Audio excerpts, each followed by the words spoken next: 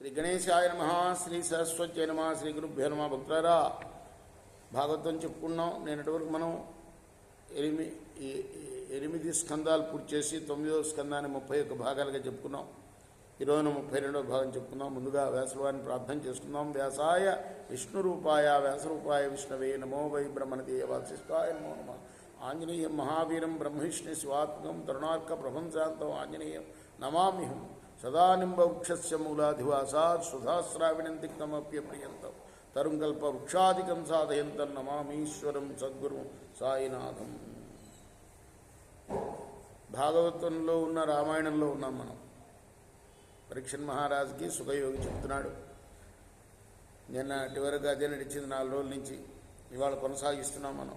శ్రీ సుఖ ఉవాచ భగవాన్ ఆత్మనాత్మానం రామ ఉత్తమ కల్పకై సర్వదేవమయం దేవం ఈజ ఆచార్యవాన్మకై. పరీక్షణ్ మహారాజా, పరమపురుషుడైన శ్రీరాముడు సర్వదేవమయుడయ్యా. ఆ మహాత్ముడు వశిష్ఠుణ్ణి ఆచార్యుడిగా చేసుకుని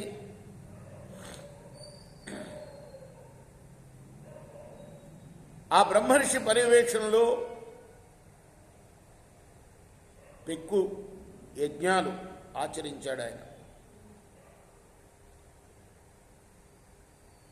తనను తానే అర్చించుకున్నాడు. ఆ విధంగా తనే సర్వదేవమయుడు.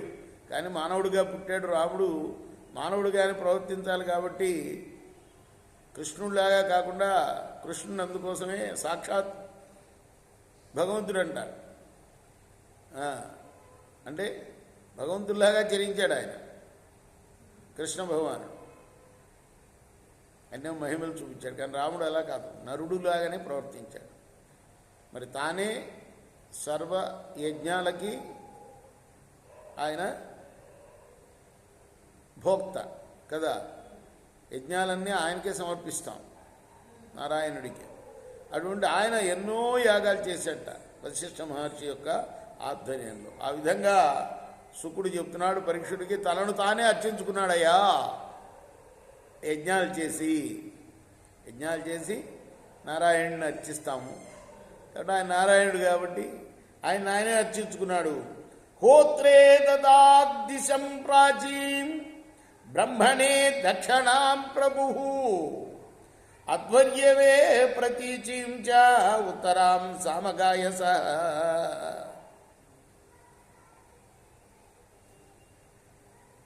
అదేవిధంగా ఆ రామచంద్ర ప్రభు యజ్ఞం చేశాడు కాబట్టి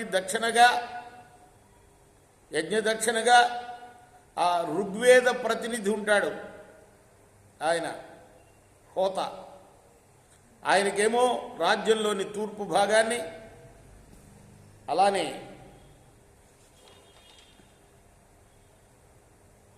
ఆచార్యాయ దదౌ శేషాం యావతి భూస్తదంతరా మన్యమాన ఇదం కృతనం బ్రాహ్మణో కతి నిస్పృహ. మరి యజుర్వేద ప్రతినిధి ఉంటాడు కదా, ఋగ్వేద ప్రతినిధికేమో తూర్పు భాగం, అలానే దక్షిణ భాగం బ్రహ్మకి, పడమర భాగం అధ్వర్యుడికి, ఉత్తర భాగం ఉద్గాతకి. యజుర్వేద ప్రతినిధిని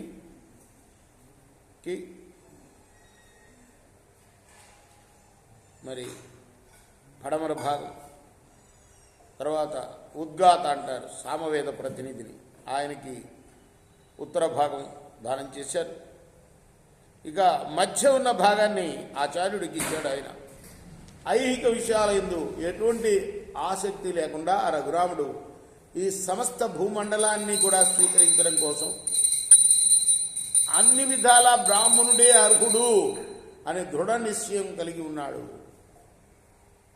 ఇచ్చయం తదలంకార వాసోభ్యామవశేషిత తథా రాజ్ఞపి వైదేహి సౌమంగళ్యావశేషిత.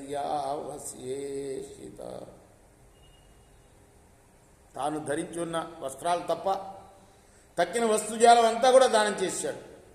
అలానే అమ్మ కూడా, సీతమ్మ కూడా భర్త అభిప్రాయాన్ని గుర్తించి తాను ధరించిన వస్త్రాలు అలానే పతికి ప్రతిరూపమైన మాంగళ్యం తప్ప మిగతా ఆభరణాలన్నింటినీ కూడా దానం చేసింది ఆమె కూడా. చేతు బ్రహ్మణ్యదేవస్య వాత్సల్యం వీక్ష సంస్తుతం ప్రీతా క్షిన్నధియస్తస్మై ప్రత్యభ్యేదం భవాంశిరే. బ్రాహ్మణుని దైవరూపాలుగా భావించే శ్రీరాముడి యొక్క అపారమైన వాత్సల్యాన్ని చూచి ఆ బ్రాహ్మణులు ఎంతో సంతృప్తులయ్యారు. వారి హృదయాలు ద్రవించాయి. తర్వాత వారందరూ కూడా తాము దానంగా స్వీకరించిన సమస్త భూమండలాన్ని కూడాను ఆ ప్రభువుకే అర్పించి అన్నారు, అప్రత్తన్నస్త్వయా కిన్ను భగవన్ భువనేశ్వర ఎన్నోంత్ర హృదయం విశ్వతమోహంసి సరోచిష. పరమపురుష, నువ్వు మా హృదయంలో ప్రవేశించి నీ దివ్య తేజస్సుతో మా అజ్ఞానాంధకారాన్ని రూపుమాపిన మహానుభావుడవయ్యా. ఇంకా నువ్వు మాకు ఇయ్యనిది ఏమున్నదయ్యా? మా లోపలికి వచ్చి నిన్నే నువ్వు ఇచ్చుకున్నావు మాకు, ఇంకా నువ్వు భూమి ఇవన్నీ ఎందుకయ్యా ఇవ్వటవు? నువ్వు అనుగ్రహించిన జ్ఞానంతో మేము సర్వస్వం పొందిన వాళ్ళమయ్యామయ్యా అన్నారు. రేపు మనం 7వ శ్లోకం నుండి కొనసాగిద్దాం. కృష్ణార్పణం శ్రీ శ్రీ సచిదానంద సద్గురు సాయినాథ్ మహారాజ్ కీ జయ. చేకోరా హారతి దిగో సద్గురునాథ దేవా సాయినాథ. పాంచభౌతిక తత్వములనే హారతులిత్తమురా. నిర్గుణం మగు స్థితే వీడి ఎట్లి ఆకారం పొందితివో సాయిరాం. సర్వము నిండిన నీవే